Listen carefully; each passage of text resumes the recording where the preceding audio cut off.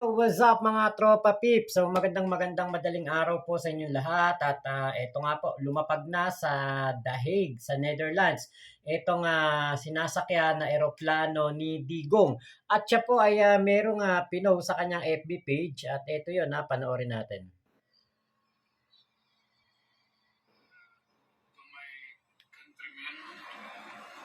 Ulit-ulit malakas na natin. To my countrymen, just to give you the current situation. I am about to land sa Hague. Galing ako Dubai. Stopover or it's a long haul, it's a long flight. Okay ako. Do not worry. And I think this is something to do with the law and order noon. At sinasabi ko naman sa mga polis, military na trabaho kayo at ako ang managot. So ito na nga. For all of the whatever happened in the past, ako na yung front sa ating law enforcement at military. Sinabi ko na I will protect you and ako ang managot sa lahat. This will be a long legal proceedings. And I say to you, I will continue to serve the country at so be it. Ganun na. This is the legal. Salamat. Ayun. So, tinanggap na ni Digong ang kanyang tadhana, yun ang kanyang destiny. At tingin ko baka habang nasa haba ng biyahe, 'di ba, na-realize niya yung kanyang mga inutos noon na naging delikado sa ating mga kababayan. Kaya po may mga gumawa po ng EJK sa ating mga kababayan na ultimo mga walang kinalaman o hindi po sangkot sa usaping droga nadamay. Yan po ang yan po yung naging epekto nung utos ni Digong at yung reward system. Yung quota system kahit na walang koneksyon sa pinagbabawal na polboron, kahit na hindi po gumagamit natutukhang. Dahil po kailangan ng mga kapulisan makakota. Napakadelikado nung inutos ni Digong noong siya ang presidente. At yan po ang naging bunsod ng kanyang kaso doon sa ICC. Mabuti na rin naglabas ng ganitong statement si Digong na 'di ba? Kasi alam naman natin lahat 'yun eh. Hindi naman sikreto na sinabi niya 'yon sa harapan ng napakaraming tao, sa harapan ng mga napakaraming Pilipino. Sinabi niya 'yan na gawin lang ang trabaho, 'di ba? Sinasabi pa nga niya, inuutusan pa nga niya yung mga pulis na sabihin doon sa mga totokhangin na manglaban na. 'Di ba? 'Yun ang sinabi ni Digong, inamin niya naman 'yan, hindi naman sikreto 'yan. So, ayos lang 'yun, 'di ba? Alam niyo sa totoo lang, sa paglalabas na ito ni Digong ng statement na ito, sana din magising din ang mga kababayan natin na pinaglalaban pa siya pero 'di ba, kung siya nga mismo tinatanggap na nga niya yung destiny niya, Tanggap na nga ni Digong kung ano ang naging kumbaga tadhana, kung saan siya inihatid ng tadhana. tanggap niyan, eh, 'di ba? Sana matanggap na rin ng mga nagwawalang supporter ni Digong na hindi matanggap na nahuli ang kanilang Panginoon na akala nila ay untouchable, akala nila ay, hindi po, makukulong, hindi mahuhuli, 'di ba? Everything has come to an end. Meron pong, consequence ang lahat ng, ginawa ni Digong in the past. So eto na po 'yun. Actually delay na nga, 'di ba? 2022 pa siya bumaba bilang, presidente, ngayon 2025, ngayon pa lang siya haharap sa kaniyang mga kaparusahan. So, 'di ba, justice delayed is justice, denied na nga, 'di ba? Pero 'di ba kahit papaano, mabuti pa rin na si Digong ay haharap sa litis, hindi katulad ng mga naging biktima ng EJK na wala ng litis-litis, walang due process, walang TRO, walang mga kung ano-anong mga papeles. Ah, Dito kay Digong mabuti pa rin na meron pong due process. Dadaan pa rin siya sa due process na hindi naibigay doon sa mga biktima ng EJK. Ngayon po, doon po sa nagsasabi na kinakawawa si Digong sa biyahe at, meron pong nagsabi na sandwich lang daw ang pinakain kay Digong, maaaring baka yung time na yon sandwich lang ang gusto niyang kainin. Kasi ako kapag nasa biyahe po, isang beses pa lang ako kumain sa eroplano, isang beses, yung kasama ko yung asawa ko sa eroplano. Yun pa lang ang talagang, time na kumain ako sa eroplano. Kasi ang feeling ko 'pag nasa eroplano ako para akong masusuka. Parang yung, kinain ko ay maisusuka ko. At, kapag sasakay ako ng eroplano hindi ako nagpapakabusog ng sobrang busog. Kasi kapag ako'y nagpakabusog, feeling ko kapag magte-take off na para ding ilalabas ko yung kinain ko. Kaya baka gano'n din si Digong, sandwich lang, sa napakahabang biyahe nag-sandwich lang siya. Pero nung nandoon po sa Dubai, ay kumain naman po siya ng kanin. Oh,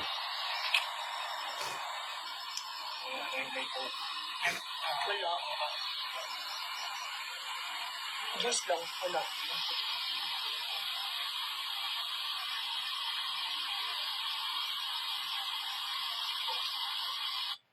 ayun, oh. Kumain naman siya, 'di ba? Kumain naman siya ng, tingin ko parang Yang Chow fried rice ba 'to o nasi goreng. Kung ano man 'tong, pagkain ni, APRRD mukhang masarap naman.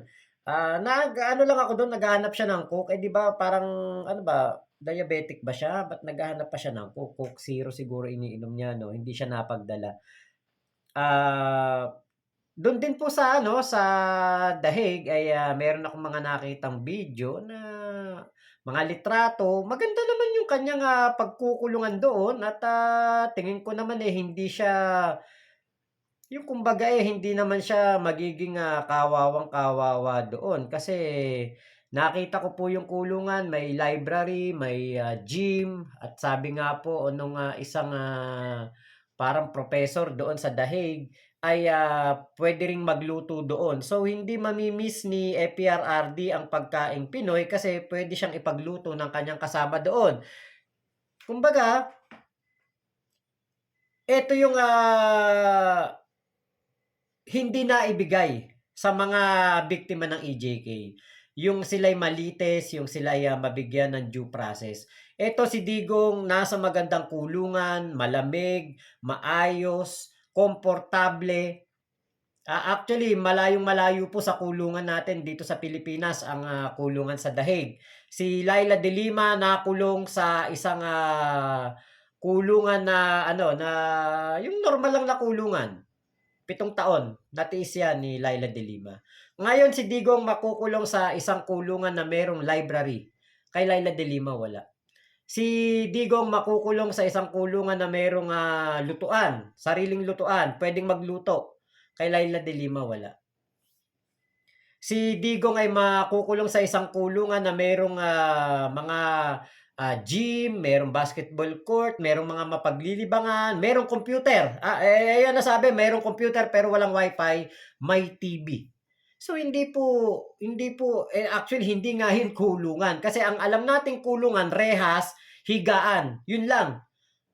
Ah, Yun lang ang alam natin. Dito, sa magiging kulungan ni Digong ay maganda pa po at maayos pa. So hindi po masasabi na gano'n kawawang-kawawa etong, si Digong.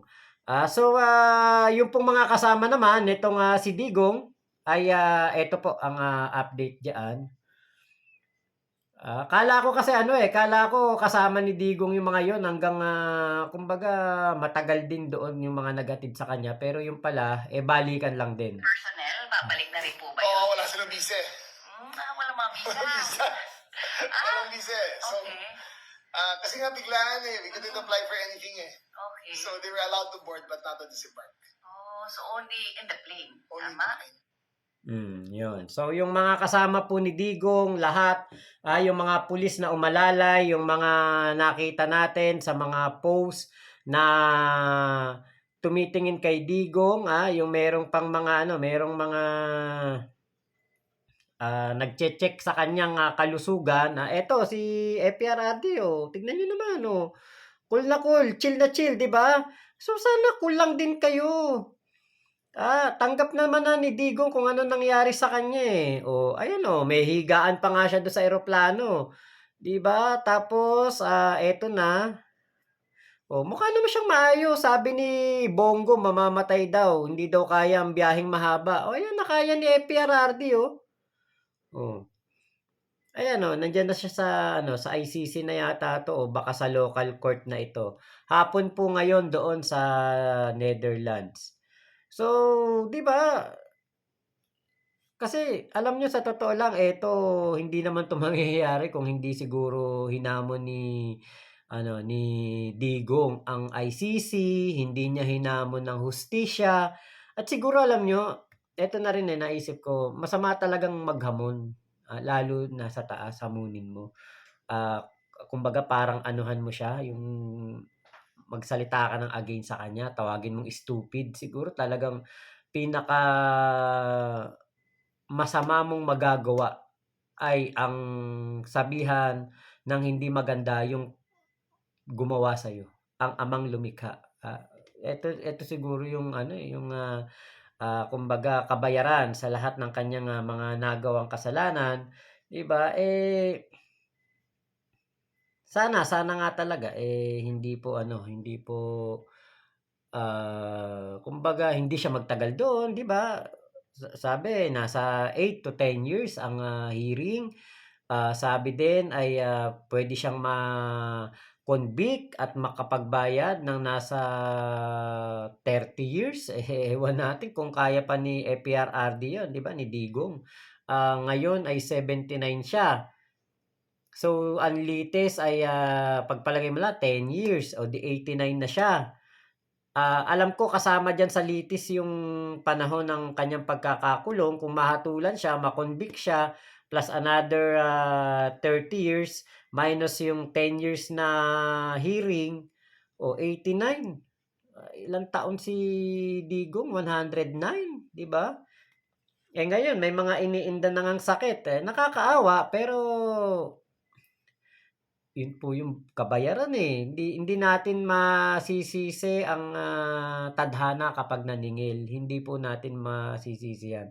Sana rin yung mga, sumusuporta kay Digong, 'di ba? Ako dati din akong sumusuporta kay Digong, pero yung nalaman ko binaon tayo sa utang, napakaraming korapsyon, mas pinayaman niya mga tsekwa niyang kaibigan, kumampi siya sa mga tsekwa. Nagkaroon pa tayo ng mayor na tsekwa, 'di ba? Napakaraming, naging, biktima ng EJK at, meron akong meron akong isang, asawa ng, kamag-anak ko nadamay sa ganyan na wala namang kahit anong bisyo, hindi naninigarilyo, nadamay po sa ganyan. Nadamay po sa tukhang, ulirang ama. May anak na magtatatlong taon at, 1 taon. Hindi, 3 buwan pa lang yung baby yata nung namatay yung asawa nung, kamag-anak ko. Tapos yung isang anak ata kung 2 years old o magti-3 years old, mga ganyan. Bumaba lang ng jeep pagkagaling ng trabaho, call center, umuuwi ng, madaling araw or umaga, 5, 6, 7 gano'n ang oras ng uwi. Bigla na lang merong umakbay. Tapos nakita na lang nakahandusay na, tapos nilagyan ng mga papel, "Wag tularan." O nung inimbestigahan ng, barangay, nagulat yung mga taga-barangay, "Oh, paano nangyari yan? Wala naman sa listahan ng tukhang yan, ng ano, listahan ng mga gumagamit." Tapos wala rin naman sa, PIDEA watchlist, mga gano'n. Wala, as in wala. Dinrug test, negative. Oh, 'di ba? Imaginin niyo po 'yun, yung gano'ng nangyari na 'yun. 'Yun ang aking, inaayaw sa EJK. Kung mga talagang gumagamit, walang problema, gurgurin, 'di ba? Kung salot sa lipunan, gurgurin. Pero yung mga nadamay na walang kinalaman, 'yun po ang nakakagalit. Ngayon, etong, meron pong tukmol na nagpapasikat, idamay ko na rin 'tong video niya, isama ko na rito sa vlog. Tukmol na tukmol po 'to. Tingin ko dito, gustong magpasikat nito, 'tong hayop na 'to. Hi guys, gawa ko short content lang ha. If you are in Manila and if you have relatives in Manila, mag-stock na kayo ng pagkain, power banks nyo, batteries for flashlights, that's for emergency. Kung nagma-maintenance sila, meron kayong mga senior, mag-stock kayo ng gamot for medicine because something is coming up. Something is coming up.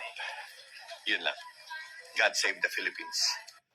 Buti na lang hindi nagte-trending yung, video niya, nasa 15,000 views lang yung, nang makita ko kanina at matagal niya nang, na-post. Eh, 'di ba, kung ika'y praning, 'di ba, 'wag mong praningin yung mga tao. 'Di ba, 'wag mong idamay sa kapraningan mo. Kung ika'y nauulol, 'di ba, 'wag mong ululin ang mga Pilipino. Kasi alam niyo po, 'yan ang ano, ang gawain ng mga frustrated na DDS. Si Diggo nga tanggap niya na yung tadhana niya, tapos kayo gusto niyo pa magkaroon ng kaguluhan, gusto niyo pa na, magkaroon ng, mga hindi magandang mangyayari sa ating bansa. Alam niyo, sa totoo lang, kapag lumala ng lumala ang mga gagawin nilang pagprotesta, mga panawagan nilang people power, sa totoo lang, kung mangyari po 'yan at, makumbinse or, mapagdesisyonan ng ating Pangulong Bongbong Marcos na magkaroon ng martial law, sino ba maapektuhan? 'Di ba, kasi kung hindi na po makontrol ang mga tao, martial law ang sagot. So, kapag may threat na sa gobyerno, may threat na sa mga namumuno, martial law ang puwede pong gawin diyan. Kung hindi na ma-contain ng mga kapulisan, ng mga army, 'di ba, martial law ang sagot diyan. Ako, walang problema sa akin ang, martial law. Bakit? Bahay lang naman ako. Pero yung mga nagtatrabaho sa labas, mga, araw-araw gumigising para pumasok, mas kayo ang magkakaproblema. At isa pa, kapag po nagka-martial law o magkaroon ng kaguluhan, siyempre mag-uumpisa muna 'yan sa mga rally, mag-uumpisa muna sa mga protesta, 'di ba, mas maapektuhan po ang buhay ng bawat Pilipino. Kung sinasabi ninyo na naghihirap kayo, tapos magra-rally pa kayo, magwewelga pa kayo, sino ang kawawa? 'Di ba? Ang mga kababayan natin. Siguro itong taong 'to nasa abroad, I think nasa abroad siya kaya, maano siyang, magsasalita. Itong mukha na 'to, tukmol na tukmol, kupal na kupal 'to. Kung sino ka mang hayop ka, wala. Walang, kakagat diyan sa mga pautot mo. Kasi yang mga pautot mo na 'yan, si Harry Roque nga hindi pinakinggan ng taong bayan, nanawagan ng people power, ikaw pa kaya, na mga sinasabi mong ganyan, 'di ba? Saka ang mga Pilipino matatalino na. Ngayon na alam na nila yung peace rally. Alam na nila ngayon yung tahimik na pagpoprotesta. Hindi katulad noon na ginagalit sila, nagiging, arogante sila, ano sila, yung mapuyos na pakikipaglaban. Ngayon po tahimik na. Peace rally, kung hindi po makuha ang gusto, peace rally, kung walang mangyari, wala na, tapos na. At lahat po ay meron ng, bayad kapag mga rally-rallying ganyan. Kaya, kumbaga ngayon nauso ngayon yung bandwagon, parang, "O ano tayo, tara, ano tayo, peace rally tayo, ano tara, ano tayo dun, rally tayo." Pero pagkatapos nun walang mangyari, hindi nila kumbaga hindi nangyari yung kanilang kagustuhan, wala. Wala na. Tapos na. 'Di ba? Kaya ay naku, tuntok mol po na 'to, kung kayo naka-subscribe diyan, minura ko nga 'yan, sa comment section, kung kayo naka-subscribe diyan, naka-follow diyan, naku, sabihin niyo po tukmol siya, galing sa akin kay Makmak Pablo. So, yun lamang po. Maraming salamat sa pagsama nyo dito sa aking vlog na ito. Kahit na madaling araw, kay konti ang manood, gusto ko lang po kayo na makakwentuhan at makakwento ko sa inyo yung aking mga opinion. At the end of the day, lahat tayo may kanya-kanyang opinion, may kanya-kanya tayong pagtingin sa mga nangyayari, sa bawat bagay, at may kanya-kanya pa rin tayong buhay na ating aasikasuhin pagdating ng kinabukasan o ng umaga. Ganun pa rin. Back to reality, 'di ba? 'Yun pa rin ang buhay natin. Hindi na iba ang buhay natin. Si PBBM pa rin ang presidente, si Digong ay hinuli. Si PBBM ay mananatili hanggang 2028, kung siya ay magdeklara ng martial law at umextend ng kanyang termino, 'di ba? Hindi po 'yan kasalanan ng gobyerno kung yan ay mangyari. Kasalanan po yan ng mga kumakalaban sa gobyerno. Dahil hindi po mapipilitan si PBBM na gawin yan kung hindi dahil sa mga tao na manggugulo sa kanyang gobyerno. So, Pilipino po ang talo. Pilipino pa din po ang maapektuhan. So, salamat po Mama Chup Chup, love you, God bless us all, Pilipinas. God first, salamat po.